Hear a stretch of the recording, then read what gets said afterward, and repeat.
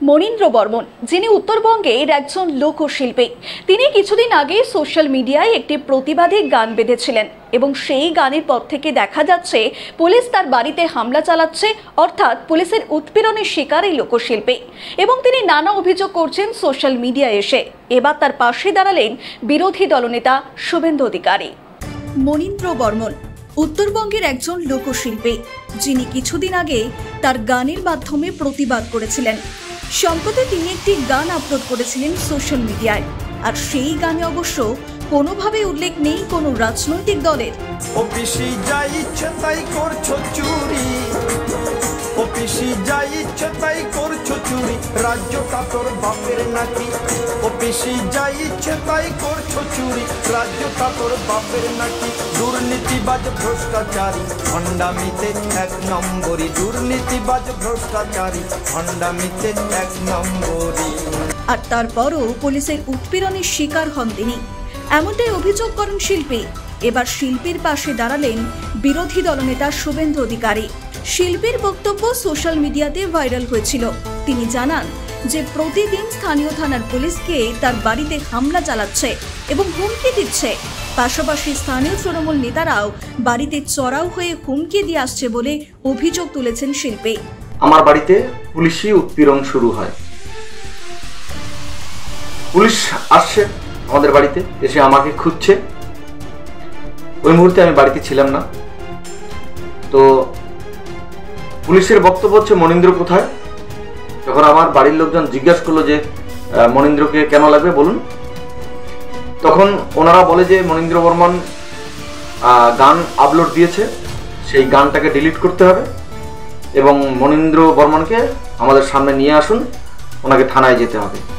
একটি ভিডিও বার্তার মাধ্যমে জানান, আমি গত 10 তারিখ একটি গান সোশ্যাল মিডিয়ায় আপলোড করি, আর সেই গানটি মুহূর্তের মধ্যে ভাইরাল হয়ে যায়। এখনো পর্যন্ত সেই গানটি প্রায় 6 কোটি মানুষ দেখে ফেলেছে। আর এরপরে সমস্যার দানা বাঁধে।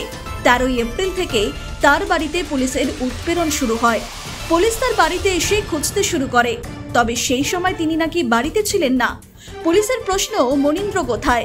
যদিও বাড়ির লোক পুলিশকে জিজ্ঞাসা করেন মনীন্দ্রকে কেন লাগবে, তখন পুলিশ বলে মনীন্দ্র বর্মন গান আপলোড করেছে আর সেই গানটা ডিলিট করতে হবে। শুধু তাই নয়, মনীন্দ্র বর্মনকে থানায় নিয়ে যেতে হবে। এবার বিরোধী দলনেতা শুভেন্দু অধিকারী এই লোকশিল্পীর পাশে দাঁড়ালেন।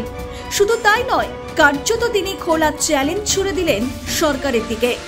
ঠিকই বলেছেন বিরোধী দলনেতা, শুনুন। আমি কোচবিহারের এসপিকে চ্যালেঞ্জ করছি, বিরোধী দলনেতা শুভেন্দু অধিকারীর কাছে মনীন্দ্র বর্মন আছেন, থাকবেন। আপনার ক্ষমতা থাকে উনার কেশাগ্র স্পর্শ করে দেখুন। এইসব পিঁয়াজি অনেক করেছেন। চাকরি চুরি নিয়ে এটি ভাওয়াইয়া গীত গিয়েছিলেন, যে যার মানে 1 কোটির বেশি ভিউয়ার্স হয়েছে। নেট দুনিয়া বা সোশ্যাল মিডিয়াতে পপুলার হয়েছেন। মমতা পুলিশ এই রাজবংশী সমাজে অত্যন্ত প্রিয় লোকশিল্পীকে চাকরি চুরির বিরুদ্ধে তার গান গাওয়ার জন্য 4 বার বাড়িতে পুলিশ পাঠিয়েছে, গ্রেপ্তার করতে চায়। ওনাকে টেলিফোনে মাথাভাঙা পুলিশ বলেছে ডিলিট করতে হবে, মোবাইল ফোন জমা দিতে হবে। উনি আমার সঙ্গে টেলিফোনে গত 6-7 দিন ধরেই টাচে ছিলেন।